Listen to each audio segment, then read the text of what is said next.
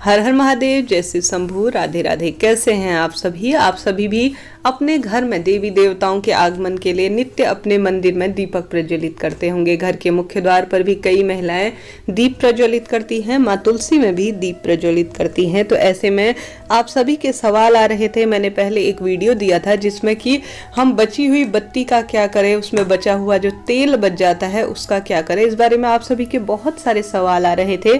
कई बार भूलवश हम नौजवान पीढ़ी खासकर जिन्हें यह ज्ञान नहीं होता वह गलती कर बैठता है, जिस कारण से कई बार पूजा पाठ का फल खत्म होता है और कई तरह के दोष जो है हमें उत्पन्न होते हैं। शास्त्रों में भी इसका प्रमाण मिलता है। गुरुजी ने अपनी कथा में कई बार हमें दीपक के उपाय बताए हैं, दीपक के नियम, गोल बत्ती लगाएं या अन्य तरह की विशेष जानकारी दी है जो हमारी शिव पूजा को संपन्न बनाती है। ऐसी स्थिति में यह जानकारी खास है, आप सभी के हमेशा काम आएगी। वीडियो में बने रहिए। अगर मेरी आवाज पहली बार आप सभी सुन रहे हैं तो चैनल को लाइक, शेयर और सब्सक्राइब भी जरूर से कर दीजिएगा।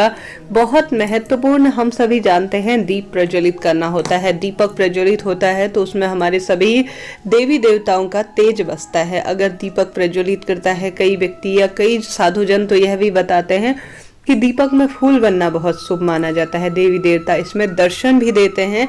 अलग अलग लोगों की अलग अलग धारणाएं हैं। इस बारे में कई तरह के मिथक भी जुड़े हुए हैं।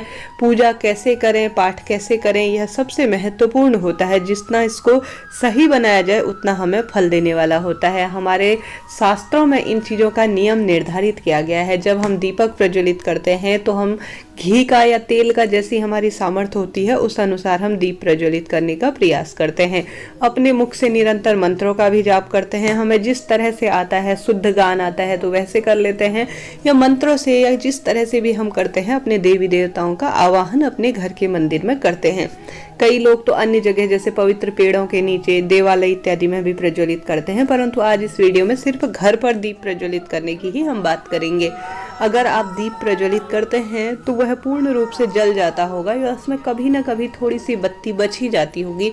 कई बार उसमें घी या तेल भी बच जाता है। तो कोई भी चीज़ हो उसका सही उपयोग किया जाए, सही वस्तु का सही स्थान पर प्रयोग किया जाए, तभी वह पूजा पाठ सफल मानी जाती है। देखिए, हम जब मंत्र पढ़ते हैं या हमारी रोज जो पूजा पाठ की शक्तियों से, नित्य जो मंत्रों के आवाहन से और साथ ही जो रोज पूजा पाठ हमारे पॉजिटिव एनर्जी से हमारा मंदिर भरा हुआ होता है, वहाँ पर अगर दीप प्रज्वलित करते हैं, हम आवाहन करते हैं सभी देवी देवताओं का, तो यह चीज़ें जो है, जो बत्ती होती है या जो है जो तेल होता है, वह अभिमंत्रित हो चुका होता है। कई बार आप सभी ने देखा होगा दीपक में फूल बनना या अन्य तरह की बातें भी बताई जाती है। ज्योत का हिलना या अन्य तरह की बातें आप सभी ने सुनी होंगी।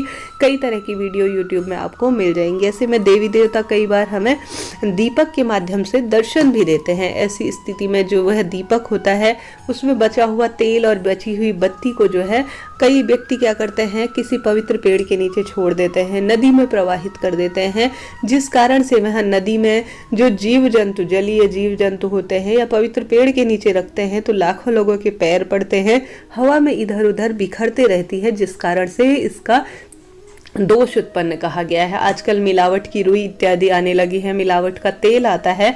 जब इसे नदी में प्रवाहित करते हैं तो उसमें जो जीव जंतु होते हैं कहीं ना कहीं वह उसे क्षति पहुंचाते हैं। तो वह लोग जो है, जो उसके अंदर रहते हैं अर्थात जीव जंतु रहते हैं, वह कहीं ना कहीं क्षतिग्रस्त होते हैं, दुख पाते हैं और यह चीज़ें गलने में भी काफ़ी समय लगती है।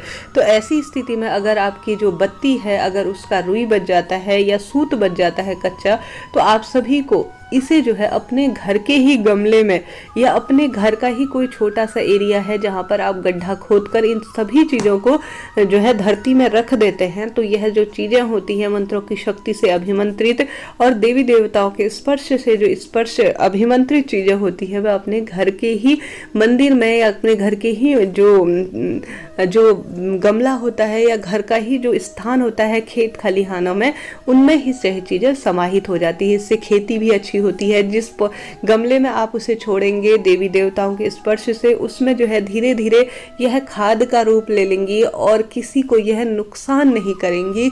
अपने आप में अद्भुत चीज़ें हो जाएंगी। अपने घर के ही गमले में कोशिश करें इन सभी चीज़ों को आप एकत्रित कर हमेशा एक डब्बा रखिए मंदिर के पास, उसमें माचिस की तिल्ली और यह बची हुई रुई की बत्ती इत्यादि इकट्ठा कर आप सभी जो है अपने ही घर के गमले में या कोई ऐसा पात्र ले लीजिए जिससे यह पूर्ण रूप से खाद के रूप में कन्वर्ट हो जाए। इससे बहुत आपको फल मिलेगा। देवी देवता की जो शक्ति होंगी, जो अभिमंत्रित चीजें होंगी, आपके घर के ही मंदिर में रह जाएंगी, अर्थात आपके घर के ही लॉन या आपके घर के ही गमले में रह जाएंगी। इसी तरह आप फूलों का भी कर सकते हैं। यकीन मानिए दोस्तों, आपको अपने जीवन में एक अलग तरह का प्रभाव देखने को मिलेगा।